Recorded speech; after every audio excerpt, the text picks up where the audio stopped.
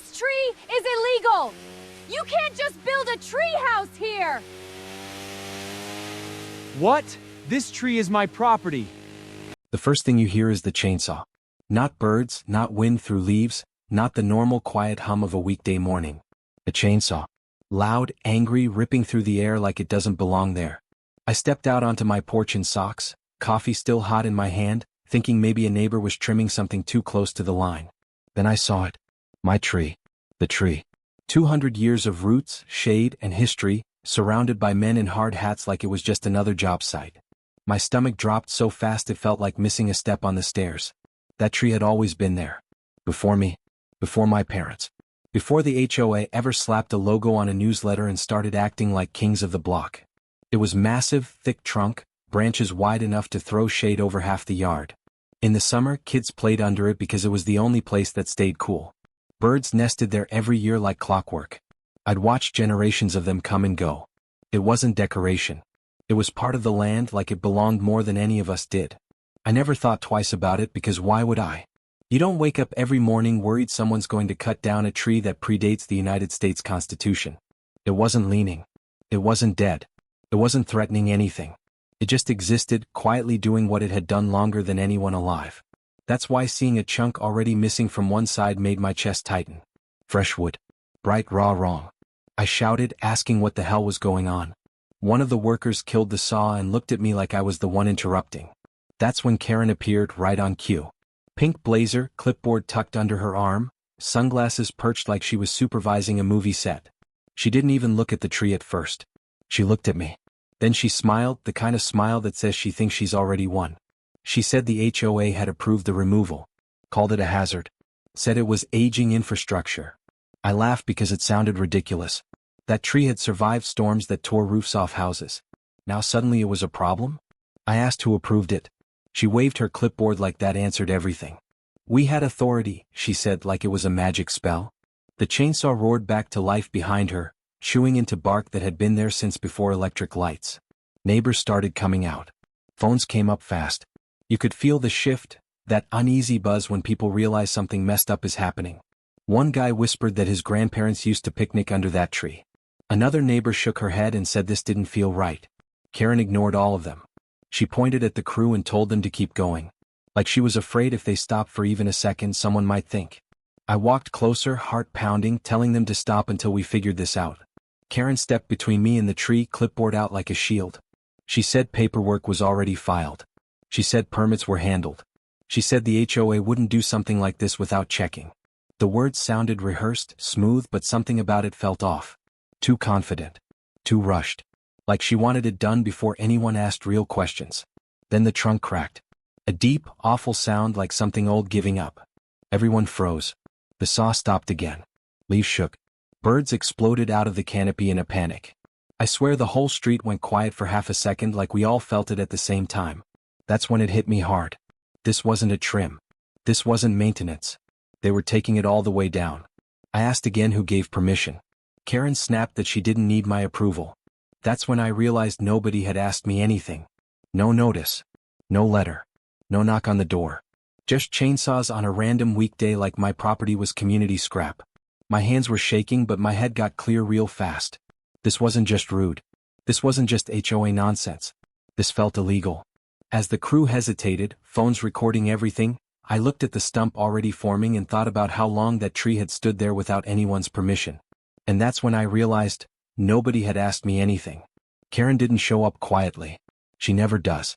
She came marching across the yard like she was late to her own press conference, pink suit pressed sharp, sunglasses riding low on her nose, clipboard already out like she was about to write someone up for breathing wrong. She didn't ask how I was doing or why I looked like I'd just seen a ghost. She pointed straight at the tree and said, "That thing is a hazard." Just like that. No pause. No explanation. Like it was already settled. I asked her what she meant by hazard because the tree had been standing there longer than the HOA, longer than any of us. She flipped a page on her clipboard and started listing buzzwords. Unsafe. Liability. Risk exposure. She said it in that calm, fake professional tone people use when they want you to stop arguing. She claimed the roots could damage sidewalks that weren't even nearby. She said branches could fall, even though the canopy was healthy and full. Every sentence ended with her nodding at herself, like she was approving her own nonsense. Then she pivoted to community sightlines. Apparently the tree blocked views, though of what, she never clarified. There was nothing behind it but more trees and a stretch of sky. She said drivers needed clearer visibility, even though the road curved nowhere near it.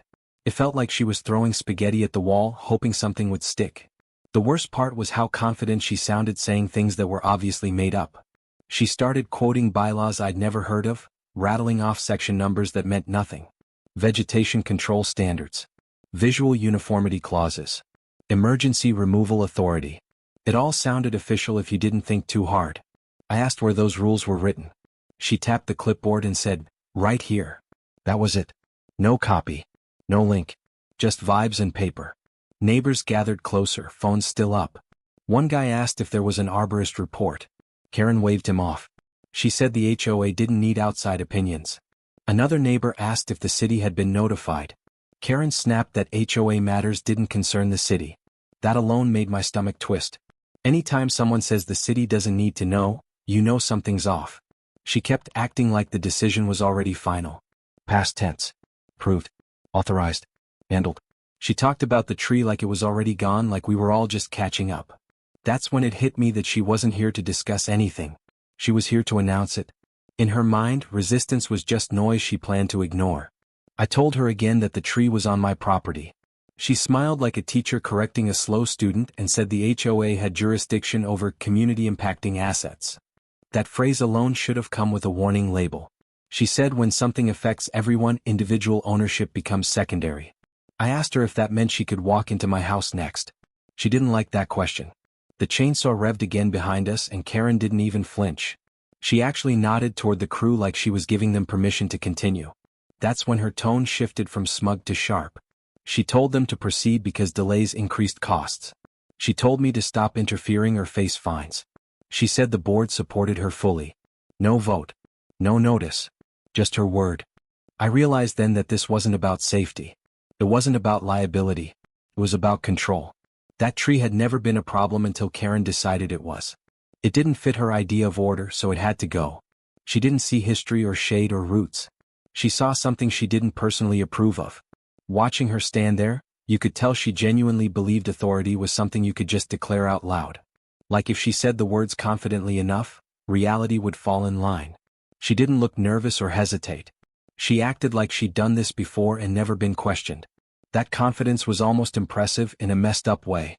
She kept repeating that the HOA would handle any fallout, which sounded more like a threat than reassurance. When someone mentioned permits again, she scoffed and said emergencies didn't require them. Apparently everything she wanted counted as an emergency. A shadow. A complaint she made up in her own head. Each excuse got flimsier, but she said them louder like volume could replace facts. By the time she finished, the crew looked uncomfortable, the neighbors looked angry, and I felt something click. This wasn't a misunderstanding. This was a command decision fueled by ego and fake rules. The chainsaws didn't stop. That was the part that still messes with me. Even with people asking questions, even with phones pointed right at them, the crew kept working like they were on autopilot. One guy shrugged and said they were told to proceed. Another avoided eye contact completely. The sound came back full force, ripping through the morning like it didn't care about logic, history, or basic common sense. It felt unreal, like watching something irreversible happen in slow motion. I rushed outside barefoot, yelling for them to stop, waving my arms like that would somehow override whatever orders they'd been given. Karen didn't even look surprised. She looked annoyed, like I was late to a meeting she'd already wrapped up. She stepped forward, planted herself between me and the crew and said, "We already approved this." Approved. Past tense. Like the conversation was over before it started. I asked who approved it. She tapped her clipboard again, the universal symbol of fake authority, and said the board had handled it. No names. No vote details. No paperwork. Just her word, delivered with that same tight smile. I could feel my pulse in my ears. This wasn't just disrespectful anymore. This was steamrolling. The first big branch came down with a crack that made everyone jump. Leaves scattered across the lawn. Birds exploded out of the canopy in every direction, chirping like crazy. A neighbor gasped. Another shouted, "Hey, stop." Someone else yelled that this didn't feel right. Karen rolled her eyes and told the crew to keep going. She said delays cost money. That line alone made a few people curse under their breath. Phones were everywhere now. Different angles. Different reactions. You could hear people whispering, asking each other if this was legal. One guy said the tree had been there since his grandparents were kids. Another said it survived hurricanes that flattened half the street. Karen ignored all of it. She stood there like a director watching her scene play out, nodding occasionally like she was pleased. Then the trunk cracked again, louder this time. A deep, hollow sound that traveled through the ground. It didn't sound like wood giving way. It sounded like something old being broken. The crew paused for half a second, just long enough for the silence to feel heavy, then the saw roared back to life. Sawdust sprayed. The smell of fresh cut wood hit hard, sharp and wrong. I told them again they didn't have permission. Karen snapped that HOA approval was sufficient. I said it was my property. She said the HOA had overriding authority for community safety. Someone behind me laughed, not because it was funny but because it was ridiculous. Karen shot them a look that could curdle milk. A neighbor stepped up and asked if there was a permit posted. Karen said emergency removals didn't require one. Another neighbor asked what the emergency was. Karen didn't answer. She just repeated that the decision was made. That's when it clicked for a lot of people. There was no emergency. There was no process. There was just Karen doing whatever she wanted and hoping nobody would stop her. Another branch fell, heavier, smashing into the grass and tearing up a chunk of lawn. Someone yelled for them to stop again, louder this time. The crew hesitated, looking at Karen. She nodded once, sharp and decisive. Keep going. That nod said everything. This was her call and she wasn't backing down. Then someone said it. Not loud at first. More like disbelief. Do you even know how old that tree is? Karen scoffed and said age didn't matter if something was unsafe. The neighbor shook his head and said it was over 200 years old. That number rippled through the crowd fast. 200. People started repeating it louder each time. The crew stopped again, longer this time. You could see it land on them. 200 years wasn't just a tree. That was history. Karen's face tightened, but she didn't retreat. She waved her clipboard and said age didn't change the assessment. That was the moment I knew this was going to blow up. Because once that age was out there, this wasn't just an HOA mess anymore. And that's when someone mentioned how old the tree actually was. I went inside shaking, not from fear but from adrenaline, that buzzy mix of anger and disbelief that makes it impossible to sit still. The sound of chainsaws still echoed through the walls, and every rev felt like a personal insult. I opened my laptop at the kitchen table and did the one thing Karen clearly hadn't expected anyone to do. I started digging. Not emotionally, not theatrically, but legally. Records, maps, ordinances, anything I could get my hands on. The first stop was the county property database. Parcel number, boundary lines, easements. There it was in black and white. The tree sat fully on my property, not even close to a shared line. No overlap. No gray area. That alone was bad news for the HOA, but I kept going. I pulled up old survey maps, the kind scanned so badly you could barely read the handwritten notes. The tree was marked as a landmark even back then, a reference point used for measurements. That made my stomach flip. Next I checked the city's environmental registry. I didn't expect much, but my jaw literally dropped when the listing popped up. The tree was classified as a heritage specimen. Over 200 years old. Protected under local environmental and historic preservation codes. Removal required multiple permits, a certified arborist report, and city approval. Emergency removal was only allowed if the tree posed an immediate danger, and even then, documentation was mandatory. None of that had happened. I scrolled further, heart pounding. The penalty section was brutal. Unauthorized removal of a protected tree triggered fines based on replacement value, not lumber value. Replacement value meant age, size, ecological impact. I did the math twice because the number looked fake. It wasn't. The fines weren't hundreds. They weren't thousands. They were potentially astronomical. I ran outside again, phone in hand, and told the neighbors what I'd found. You could see it hit them in waves. Confusion turned into shock, shock turned into anger. Someone cursed loudly. Another neighbor laughed in disbelief. Karen was still there, arms crossed now, watching the crew work like she was daring the universe to stop her. I told her the tree was protected. She said that couldn't be right. I told her I was looking at the listing. She waved me off like I was reading Yelp reviews. I called the city next. Planning department. Then environmental services. I explained what was happening, probably talking too fast. The woman on the phone went quiet when I gave her the address. She asked me to repeat it. Then she asked if the tree had already been cut. I said partially. Her tone changed instantly. She told me to document everything and said someone would be dispatched. Karen overheard enough to realize something was wrong. She walked over, clipboard clutched tight, and demanded to know who I was calling. I told her the city. She laughed at first like that was cute. Then she asked why. I told her the tree was protected. That word finally landed. Protected. She stiffened and said the HOA had authority. I told her authority didn't override the law. She didn't like that. The chainsaw slowed, then stopped again as the crew checked their phones. One of them asked Karen about permits. She snapped that it was handled. They looked at each other, uneasy. You could feel the momentum shifting. This wasn't just a neighbor dispute anymore. This was turning into a legal mess. I showed Karen the listing on my screen. She glanced at it for half a second and said it must be outdated. I told her the database updated weekly. She said the HOA lawyer would handle it. That was the first time she looked nervous. Not scared, but rattled. Like someone realizing they'd stepped onto thin ice and heard it crack. When the city inspector arrived later that day, he didn't need much explanation. He measured the stump, checked the maps, and nodded slowly. He asked who authorized the removal. Karen started her speech again, but he stopped her mid-sentence. He said he'd need to see the permits. She had none. He sighed and said, "This is going to be expensive." That's when it really hit me. This wasn't just a violation. It was a catastrophic screw-up. The kind that ends board careers and drains reserve funds. Watching Karen stand there, suddenly quiet, suddenly small, I realized the tables had fully turned. And the fines for illegal removal were insane. Karen didn't panic right away. That would have made too much sense. Instead, she went into full spin mode like a politician caught on a hot mic. The moment she realized people were filming and the city had been called, her story started changing in real time. First it was an emergency removal. She said the tree was seconds away from falling, even though it had stood there longer than electricity. Then it was verbal approvals. She claimed she'd spoken to someone at the city, who told her it was fine. When pressed on who that someone was, she suddenly couldn't remember a name. As neighbors gathered closer, Karen shifted again. Now it was implied consent.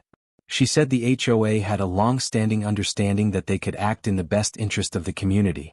That phrase got thrown around a lot like it was a legal get-out-of-jail-free card.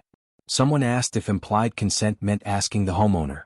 She ignored that question completely and started pacing, phone glued to her ear, whispering aggressively like that would somehow erase the mess.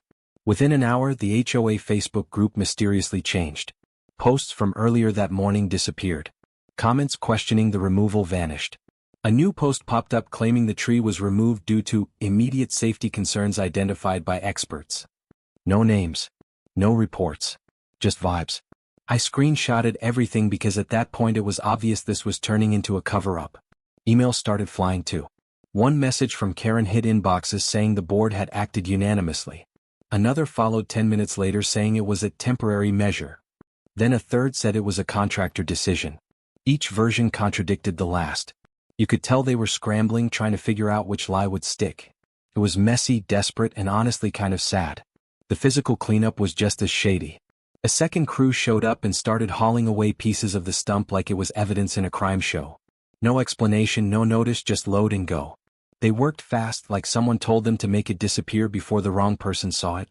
Neighbors filmed that too. Someone joked it looked like a bad cover-up montage, but nobody was laughing. I asked Karen why they were removing the stump when the inspector hadn't cleared anything. She snapped that it was to restore the landscape. I pointed out that destroying evidence wasn't restoration. She told me to stop harassing her. That word again. Harassing. Was her favorite shield. Anytime facts showed up, she accused someone of harassment.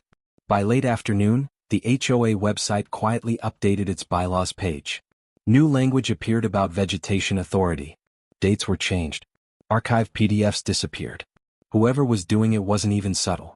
It was like watching someone rewrite history in real time, hoping nobody had receipts. Luckily, plenty of us did. Karen tried one last angle. She knocked on my door with that same tight smile and said the HOA would handle everything internally if I cooperated. I asked what cooperation meant. She said not escalating.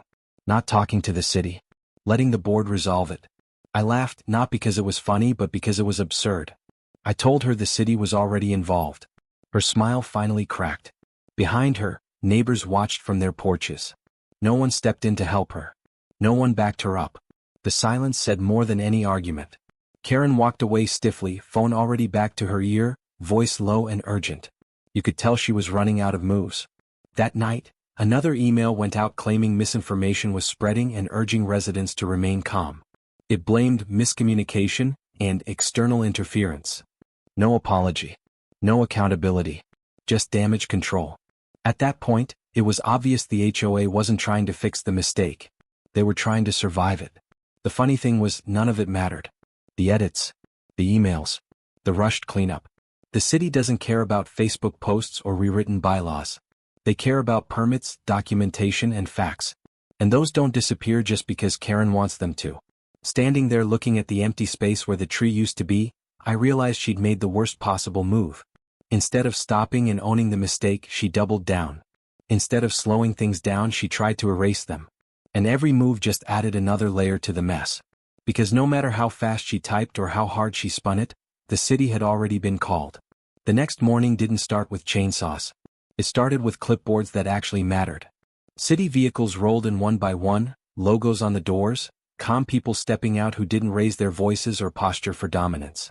A city arborist walked straight to the stump like he was greeting an old friend, crouched down and ran his hand across the rings. He didn't say a word at first. That silence alone was louder than anything Karen had said all week. Code enforcement followed, snapping photos, measuring tape out, documenting everything. The historic preservation rep stood back, arms crossed, scanning the area with a look that said they'd already seen this movie and it never ended well. Karen hovered nearby, clipboard clutched tight, trying to look involved instead of panicked. She kept clearing her throat like she wanted to jump in, but no one asked her anything yet. The arborist finally spoke, pointing at the rings. He counted quietly, then nodded to himself. Over 200 years, easy. He explained how the size, growth pattern, and location confirmed the age. No guessing. No debate. Just facts. Code enforcement asked for the permits. Karen stepped forward like this was her moment. She said they were emergency exemptions. The inspector asked to see them. She froze. She tried again, saying the HOA had internal approval. The inspector didn't even look up when he said internal approval didn't mean anything without city authorization. The historic preservation rep asked if there had been any notification filed. Karen said no, but that emergencies didn't require it. That was when the arborist finally looked up at her and said calmly that this tree didn't meet any emergency criteria. Healthy canopy. Stable root system. No storm damage. No imminent risk. End of discussion. You could see the confidence drain out of Karen's face in real time. She started talking faster, throwing words around like liability and community safety, but it was too late. These people weren't impressed by tone or confidence. They were there for facts, and the facts were brutal. They measured the stump carefully, documenting diameter and height like they were prepping a case file. One of them explained that protected trees are valued based on replacement cost, ecological impact, and historical significance. Replacement didn't mean planting a sapling and calling it a day. It meant compensation for what was lost. That's when the neighbors started whispering again. This was getting real. Karen tried one last angle, asking if the HOA insurance would cover it. The code enforcement officer shook his head and said illegal removal usually voids coverage. That landed hard. The historic preservation rep added that fines could stack. Daily penalties. Restoration requirements. Legal review. Karen stopped talking completely after that. They wrote everything down. Photos. Measurements. Statements. The inspector asked who ordered the removal. Karen hesitated, then said the board. He asked for names. She didn't answer. He asked who signed the work order. She said she did. That was the moment her clipboard finally betrayed her. The verdict came quietly, almost casually. Illegal removal of protected property. Violation of environmental codes. Violation of historic preservation statutes. The words were clinical, but the weight behind them was massive. This wasn't an HOA slap on the wrist. This was city-level enforcement with teeth. Neighbors watched from their porches, phones still up, eyes wide. Someone whispered, "She's toast." Another just shook their head. Karen stood there staring at the stump like it might suddenly grow back if she believed hard enough. The officials packed up slowly, methodically. No rush. No drama. Before leaving, one of them turned back and said the formal notice would be issued soon, along with a breakdown of penalties. He said it like he was talking about a parking ticket, but everyone knew better. Karen finally spoke, asking how bad it could be. The arborist gave her a look that was half pity, half disbelief, and said protected trees don't come cheap. He didn't give a number. He didn't need to. The silence did the work. As they drove away, the neighborhood felt stunned. The space where the tree had stood looked even emptier now, like the absence itself was accusing someone. Karen walked off without a word, clipboard hanging useless at her side. Standing there watching the dust settle, I knew the real fallout hadn't even started yet. Because next came the math. And then they calculated the damages. The fallout didn't come all at once. It rolled in like a slow, ugly wave, and every hour brought another hit. The first official notice landed in the HOA inbox 2 days later, and by then everyone was already on edge. Replacement valuation alone made people choke on their coffee. The city didn't care what the tree was worth as firewood. They cared what it was worth alive. 200 years of growth, canopy coverage, soil stabilization, wildlife habitat, and historic value. The number attached to that line item was so big it looked fake at first glance. Then came the environmental penalties. Separate category. Separate fines. Apparently removing a protected tree without permits triggers state-level consequences too, not just city ones. That was news to the board, and you could tell by the way the emergency meeting invite went out at midnight. Subject line in all caps. No agenda. Just panic. Neighbors whispered about it in driveways and group chats, trading screenshots and theories like it was the playoffs. Restoration costs piled on next. The city required soil remediation, replanting plans, and long-term monitoring. Not plant a new tree and call it a day, but actual restoration. Multiple trees. Professional oversight. Years of follow-up reports. Someone joked that the lawn was about to get a full-time babysitter. Nobody laughed very hard. The estimates were brutal. Legal exposure was the real killer. The HOA attorney sent a memo outlining potential lawsuits, including mine. Property damage. Unauthorized entry. Negligence. Breach of fiduciary duty. That last one hit the board like a brick. Breach meant personal liability. Suddenly this wasn't just an HOA problem. This was a personal bank account problem. Then insurance weighed in. Short email. Even shorter explanation. Coverage denied due to gross negligence and unauthorized action. Translation: you're on your own. The reserve fund, which everyone thought was untouchable, suddenly looked tiny. People started doing the math out loud. Special assessments. Monthly increases. Years of payments. All because one person decided to play chainsaw boss. Karen didn't last long after that. The board held a closed-door meeting and came out with a statement saying she was removed effective immediately. Not suspended. Removed. No thank you note. No send-off. Just gone. Her name disappeared from the website by the end of the day. The pink blazer didn't make another appearance. Neighbors reacted in different ways. Some were furious, demanding to know how this was allowed to happen. Others were quiet, stunned, realizing their dues were about to skyrocket. A few people defended Karen at first, saying she meant well. That stopped when the numbers started circulating. Intent doesn't pay fines. Karen herself vanished. She stopped attending meetings. Stopped responding to messages. Someone said she'd hired her own lawyer. Someone else said she was blaming the contractor. None of it mattered. The paper trail was clear. She ordered it. She signed off. She ignored warnings. The HOA tried to calm everyone down with carefully worded updates, but each one made things worse. Every explanation raised more questions. Why weren't permits checked? Why wasn't the homeowner notified? Why did one person have that much unchecked power? The trust evaporated fast.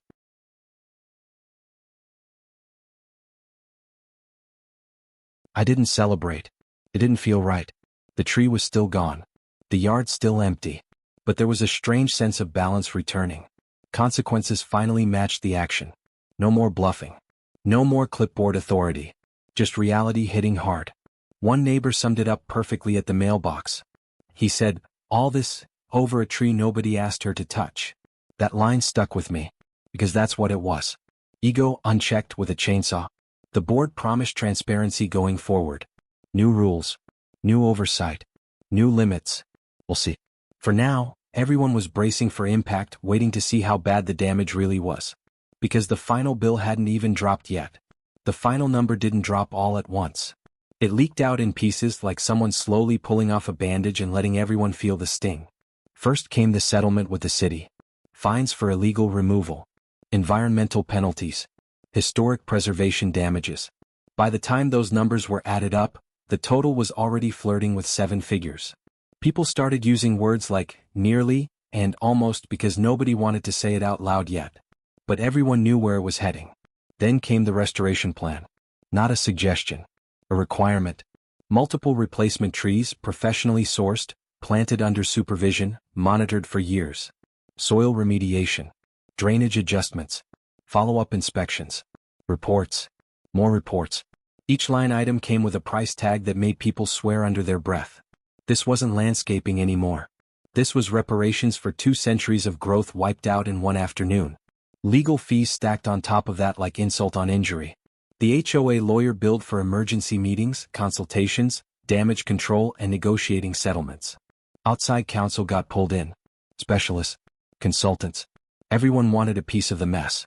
Every invoice reminded the board that this all started because one person didn't like how a tree looked. The special assessment email hit a week later. No emojis. No soft language. Just numbers and due dates. Spread out over months but still brutal. People groaned. Some got angry. Some got quiet. Nobody was happy. Group chats lit up like wildfire. How did this happen? Why didn't anyone stop her? Why are we paying for this? The answer was always the same, even if nobody wanted to say it. Because power went unchecked. Karen's resignation came buried in a bland update. For personal reasons. That phrase did a lot of heavy lifting. No apology. No explanation. Just gone. Her name scrubbed from everything. She didn't show up to meetings. Didn't respond to messages. She vanished like someone who knew the spotlight had turned deadly. The stump stayed. The city required it, at least for now, as part of documentation. It sat there like an accusation, raw and ugly, right where the tree used to stand. Kids stopped playing there. Birds didn't come back. Every time someone walked past it, they were reminded of what used to be there and what it cost to lose it.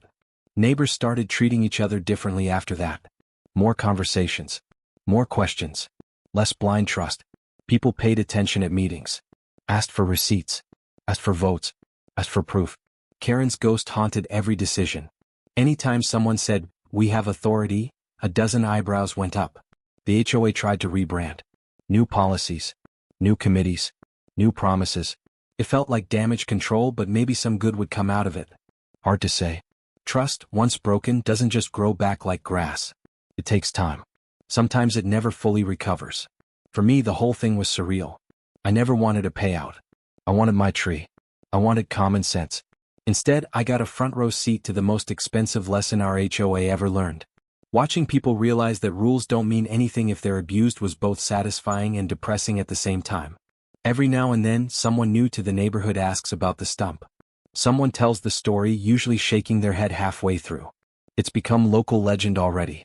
The day the HOA cut down the wrong tree. The day a clipboard met reality.